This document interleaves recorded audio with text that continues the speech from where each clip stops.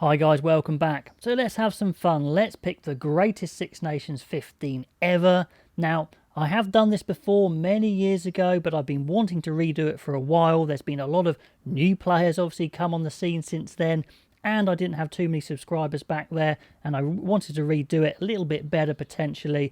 So I want you guys to get involved. Post your greatest Six Nations 15s down below. Now, I was thinking of doing this as a vote, but my shortlist is going to be so different to your shortlist. There probably would be players missing out all over the place, so I haven't bothered, but do post your teams below. That would be absolutely fascinating. Now, it's a bit tricky with Six Nations greatest teams because some players crossed over between the Five and Six Nations. You know, how much do you take into account longevity or just pure ability? You know, or some players who are probably going to get in that team at some point, but they haven't got enough caps. Whatever it is, it's really subjective, but it's really fun. So I'm going to get my shortlists up. You can see my shortlist here already for scrum halves. There were some other scrum halves I considered, but I didn't put in there. But I'm going to go through the shortlist and then also say who I think should be in the greatest 15. Peter Stringer, an absolute ever-present for Ireland, that distinctive passing style.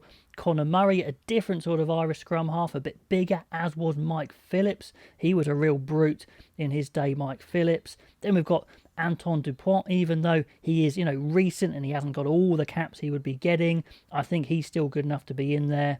And then Alessandro Troncon for Italy. I thought he was phenomenal in his days with Diego Dominguez.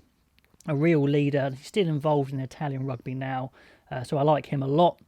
But I think the decision for me actually is quite straightforward. It's Antoine Dupont. It's got to be. He's just the best player I have seen at 9.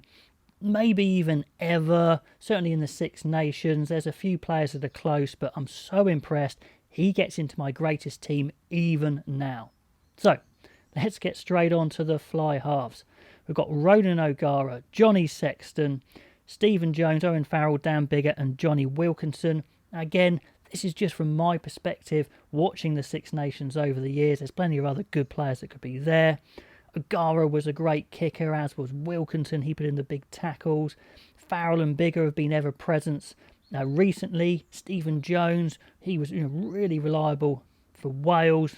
But I think the best player I've seen and the longevity is Johnny Sexton, continuing to churn out great performances well into his 30s. He's been fantastic for Ireland. They'd have struggled without him over the years, and they still need him now. Now, centres is quite a long short list, but sometimes that just happens.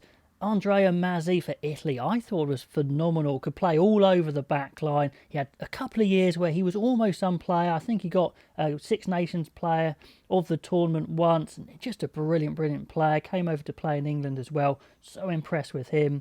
Got the amazing Jonathan Davis, an outside centre for Wales. Gaël Fickou for France recently is just seriously impressed. He's got better and better. Henshaw, Tuolangi when he's on form and fit is an absolute handful. But the two I think I have to go for are the top two, Roberts and O'Driscoll. Roberts with his power, there's not many people better at hitting a line, getting over the gain line than him. Then the pace and the skill of O'Driscoll, it's just a perfect combo. I haven't seen better. Let me know if you have. So they are my centres. Get into the back three here. Again, quite a long list. Like a lot of back three. Rob Kearney for Ireland. Been an absolute beast at fullback for them. So secure. Hogg's very creative at fullback for Scotland. North burst onto the scene when he was young. Scored a hatful of tries. And hopefully still will get some more when he gets back to fitness. Although now he's moved into centre. Other players that really impressed me there, Mark Cueto. Probably as an English fan, maybe he wouldn't sneak in there for other lists. He just scored so many tries. I love Tommy Bowe. At his best, Tommy Bowe was almost the best winger in the world. Had absolutely everything. Vincent Clerc for France would just score for fun. So this is my back three. Lee Halfpenny at 15. Just a fantastic goal kicker. Great tackler and attacker for his size as well. But I think you have to have Lee Halfpenny's goal kicking in there for me. It's so good. And on the wing, can you get better than Shane Williams and Jason Robinson? Need I say more? Just pure ability to beat players and score tries was phenomenal. I can't not pick them. But who would you have picked in the back three? Now into the props, where the work really gets done. Certain players that stand out. Tyg Furlong in recent times has been absolutely phenomenal, and I'm telling you now, he was so close to getting into my starting team. He's not. Maybe he should have been in there.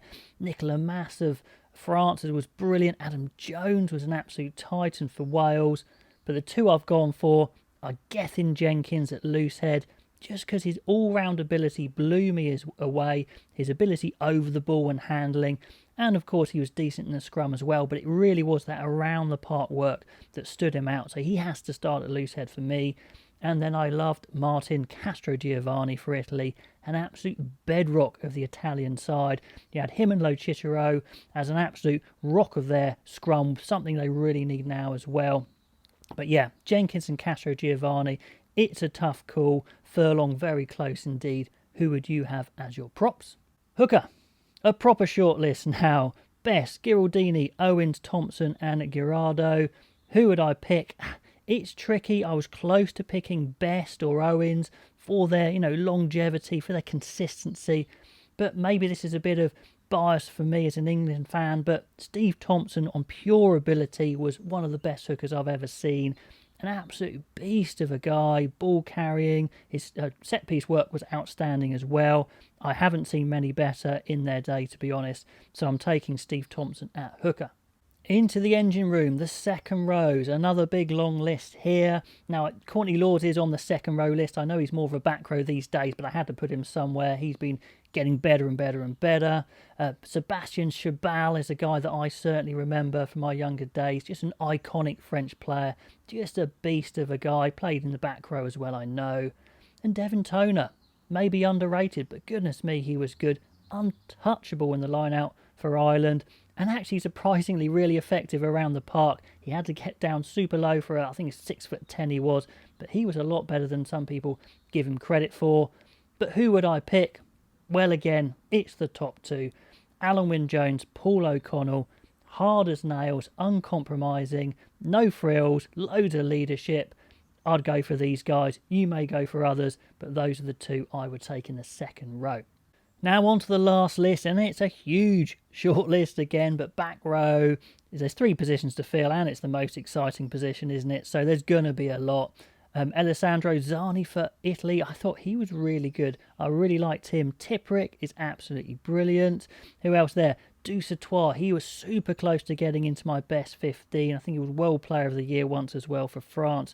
Hard as nails. Picamole for France. What a great number 8 he was.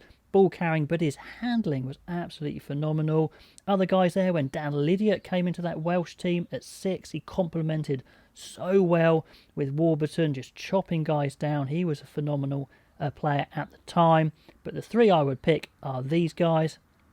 Sergio Parisse at 8. Now, some people say Parisse is a little overrated. I would beg to differ. I think he really was that good. The fact he could do everything for me speaks volumes.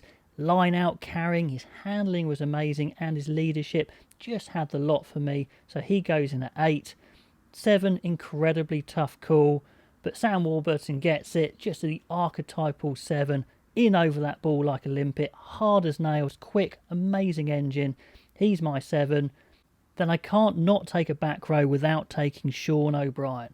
Now, when you say hard as nails, he epitomised that. And an unbelievable ball carrier, like an absolute cannon, built like a tank, won't take a backward step. Absolutely love him.